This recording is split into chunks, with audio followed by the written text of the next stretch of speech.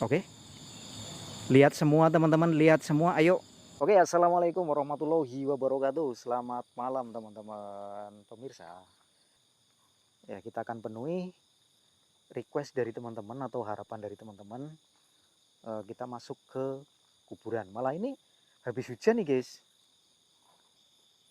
Serem bos tempatnya. Oh iya, apalagi habis hujan nih. Malam ini saya akan berbincang dengan kalian di rumah keranda. Nah, di sini ya teman-teman, aku nanti duduk di sana. Nah gitu guys.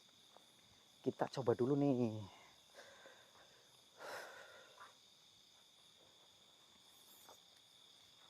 Nah, saya duduk di ini tempat pemandian jenazah, guys, yang saya duduki, ya.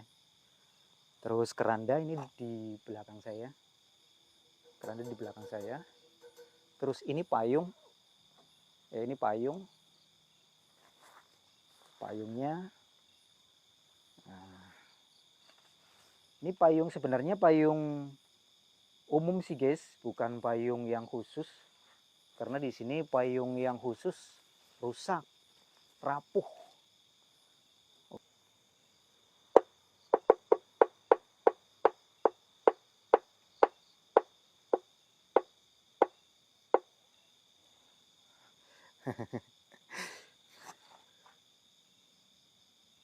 Ntar pada bangun ya guys, tapi ya enggak lah guys.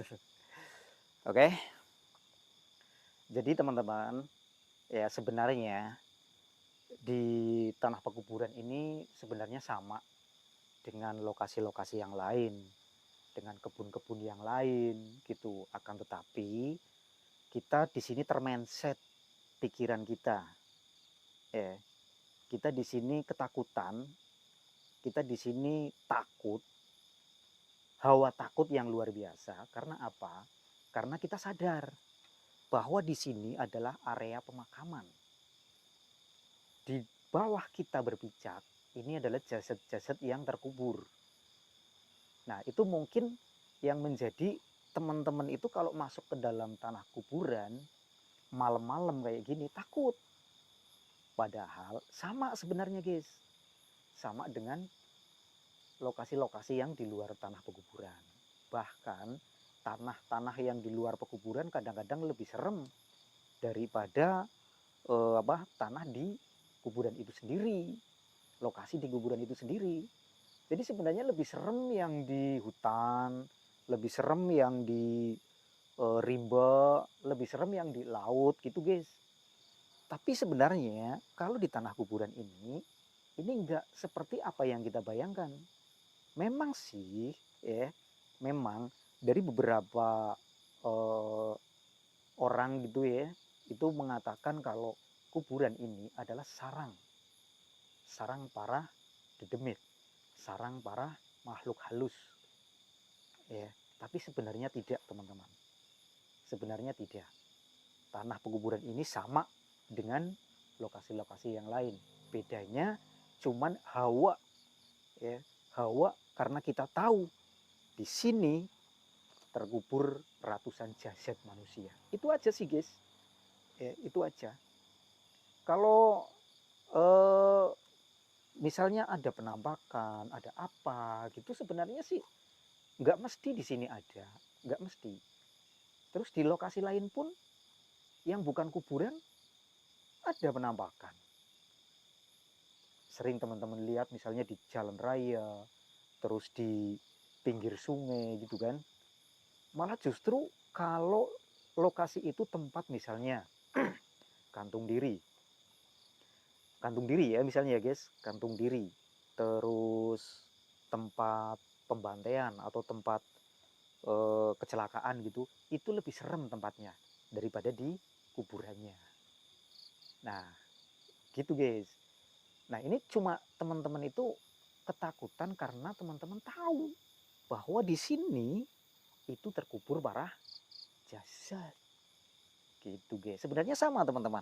Ini saya pegang keranda biasa, saya pegang payung, ya. Terus saya duduk di tempat pemandian jenazah. Mungkin bagi teman-teman, wih, ngeri, wah ini ngeri nih, duduk di rumah keranda, terus di tempat pemandian jenazah gitu. Apalagi ini habis hujan, wah ininya serem gitu ya, suasananya serem, terus hawanya gitu kayak gimana gitulah. Ya memang sih teman-teman, saya juga sama seperti teman-teman, punya rasa takut, punya rasa apa sih yang kadang-kadang muncul gitu. Malah justru rasa takut saya teman-teman, kalau pada satu malam saya merasakan ketakutan, itu takutnya bukan main guys. Takut karena saya merasakan hawa yang begitu dahsyat. Misalnya kita mau masuk ke tanah pekuburan ini aja lah.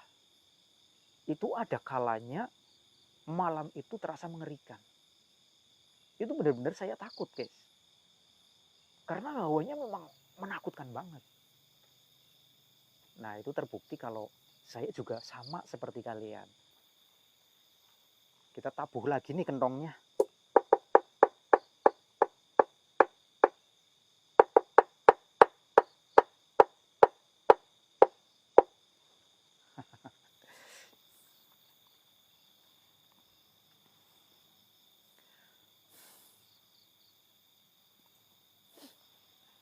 Saya pernah menguburkan orang meninggal teman-teman. Itu waktunya nanggung banget. Waktu itu jam 9 ya. Jam 9 orangnya sudah ya lanjut usia lah. Dalam keadaan hujan. Dan saya pergi ke tanah pekuburan itu cuma 3 orang guys. Cuma 3 orang saya pergi ke tanah pekuburan untuk menggali menggali makam ya, tempat untuk orang yang meninggal. Hujan masih mengguyur. Terus kami bertiga bertekad kalau nggak sebab dari keluarga minta dikubur waktu itu juga ya, saat itu juga. Nah setelah kita mulai membuat lubang kubur gitu, kita bikin lubang kubur dengan ukuran yang sudah kita bawa ya, mulai dalam ya sekitar setengah meter, hujan berhenti. Itu cuma 3 orang guys, cuma 3 orang. Nah terus datang lagi teman dua orang, jadi kita berlima. Setelah 1 meter ya, 1 meter kita berlima di tanah pekuburan, itu tiba-tiba kencot, lapar banget. Akhirnya kami beli mendoan tempe sama kupat. Mendoan tempe, kupat kita beli ya. Terus kita berhenti dulu makan guys. Ya, mungkin teman-teman kalau lagi seperti itu ya, malam-malam habis hujan, gali makam, terus makan di tanah pemakaman, kayaknya teman-teman nggak bakalan ini deh, nggak bakalan lahap. Tapi kami berlima tetap lahap.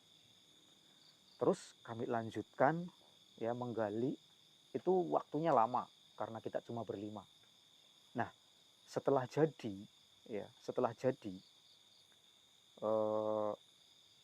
sempurna, datang ya, si mayit kan datang diantar. Nah setelah diturunkan, ternyata teman-teman, ternyata ukuran kita salah, jadi kurang panjang, liang kuburnya kurang panjang.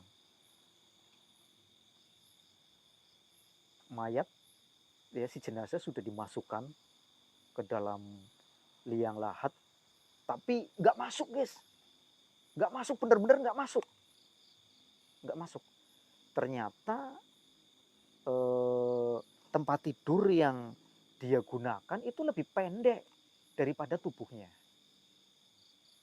ya, lebih pendek daripada tubuhnya. Jadi kalau dia tidur ternyata itu kayak pistol gitu guys ya, geringkuk kayak pistol gitu kalau tidur. Nah Akhirnya pas dia terlentang kurang panjang. Kan ribut teman-teman, ribut. Semuanya pada wow, gimana ini, ketakutan. Gimana ini? Nah, saya menenangkan, tenang saudara-saudara, semuanya tenang. Angkat saja mayatnya, angkat, lalu dipangku dulu.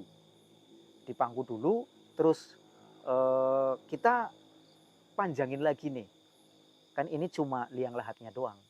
Jadi nggak semuanya dipanjangin. Jadi bagian yang untuk kaki kita panjangin lagi. Ya akhirnya nunggulah antara 15 sampai 20 menit, guys. Coba bayangin. Jenazah sudah dimasukkan, terus kurang panjang. Diangkat lagi, terus dipangku, ya, di atas. Dipangku. Dan waktu itu udah tengah malam, teman-teman. Ini benar-benar pengalaman bagi saya yang wah. Kalau orang bilang sih katanya itu karena kurang apa gitu ya, tapi saya sih enggak. Saya positive thinking aja, itu kesalahan dari saya. Ngukur ininya, ya, ngukur tempat tidurnya, ternyata tubuhnya lebih panjang daripada tempat tidurnya. Ya, dipangku, dikeluarin 20 menit, kita gali lagi di sebelah kakinya itu kan, yang pas untuk kakinya kita gali, ya ada 20 sentian lah. Nah setelah itu kita masukkan, alhamdulillah bisa. Itu pengalaman yang wow, sudah galinya cuma 5 orang, ya kurang panjang lagi ininya, lubangnya itu kurang panjang, guys. Dan tengah malam, karena emang ya cuma orang 5 sih, guys. Ditinggal istirahat, ditinggal medang, ditinggal ngopi gitu. Wah, pokoknya kesel bukan main. Capek. Tapi ini pengalaman yang luar biasa. Ya, dimana ribut, ya orang-orang di situ itu pada ketakutan untuk mengangkat kembali dan dipangku. Gitu, guys. Kalau kalian lihat mungkin akan teringat sampai sekarang. Bahkan terbayang sampai kalian akan pergi tidur gitu, guys. Akan terbayang. Nah, itu makanya kalau kita sering mengalami hal semacam itu, dengan sendirinya keberanian kita mulai tumbuh, guys. Ya, keberanian kita mulai timbul. Yang tadinya penakut banget, terus terpaksa menghadapi situasi yang semacam itu, keberanian kita mulai timbul. Kita mulai berani lah, nggak ketakutan banget. Nggak takut-takut banget gitu, ya ada sih rasa takut. Tapi kita bisa mengontrol ketakutan kita. Nah, itu pengalaman bagi saya yang wow banget, guys. Yang benar-benar wow. Bukan tantangan sih sebenarnya kita ya. Ini cuma arahan aja sih. Cuma arahan aja, maksudnya ini bukan tantangan, bukan apa gitu ya. Jadi ini cuma apa sih, anjuran untuk live kesini. Ada suara, guys. Kalian dengar suara? Kalian dengar suara nggak? Kok ada suara?